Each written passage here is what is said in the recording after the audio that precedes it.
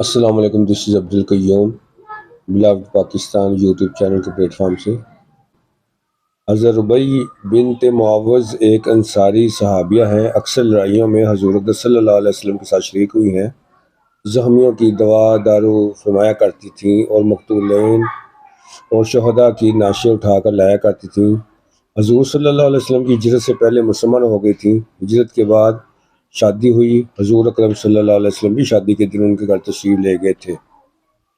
وہاں لڑکیاں خوشی میں شعر پڑھ رہی تھیں جن میں انصار کے اسلامی کارنامے اور ان کے بڑوں کا ذکر تھا جو بدر کی لڑائی میں شہید ہوئے تھے۔ ان میں سے ایک نے یہ مصرع پڑھا، وَفِينَا نَبِيٌّ يَعْلَمُ مَا فِي غَدٍ۔ اس کا ترجمہ یہ ہے اس شعر کا کہ ہم میں ایک ایسے نبی ہیں جو آئندہ کی باتوں کو جانتے ہیں۔ ہم میں ایک ایسے نبی ہیں جو آئندہ کی باتوں کو جانتے ہیں۔ یہ شعر پڑھا انہوں نے۔ حضور صلی اللہ علیہ وسلم نے اس کے پڑھنے کو منع فرما دیا کیونکہ آئندہ کے حالات اللہ ہی کو معلوم ہے۔ آئندہ کے حالات اللہ کو ہی معلوم ہے۔ اللہ ہی خالق مالک رازق غیب کی باتیں اللہ ہی جانتے ہیں۔ حضور صلی اللہ علیہ وسلم نے اس کے پڑھنے کو منع فرما دیا کیونکہ آئندہ کے حالات اللہ ہی کو معلوم ہے۔ ربیع کے والد حضرت معاوض ابو جہل کے قتل کرنے والوں میں ہیں۔ ایک عورت جن کا نام اسما تھا عطر بیچا کرتی تھی، وہ ایک مرتبہ چند عورتوں کے ساتھ حضرت ربیع رضی اللہ عنہ کے گھر بھی گئی اور ان سے نام، حال، پتہ وغیرہ جیسے کہ عورتوں کی عادت ہوتی ہے دریافت کیا۔ انہوں نے بتا دیا۔ ان کے والد کا نام سن کر وہ کہنے لگی کہ تو اپنے سردار کے قاتل کی بیٹی ہے۔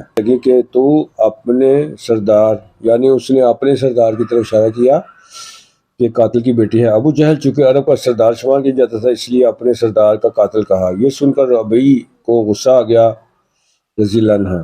کہنے لگی کہ میں اپنے غلام کے قاتل کی بیٹی ہوں۔ ربیع کو غیرت آئی کہ ابو جہل کو اپنے باپ کا سردار سنے، اس لیے انہوں نے اپنے غلام کے لفظ سے ذکر کیا۔ اسما کو ابو جہل کے متعلق غلام کا لفظ سن کر غصہ آیا اور کہنے لگی کہ مجھ پر حرام ہے کہ تیرے ہاتھ عطر فروخت کروں۔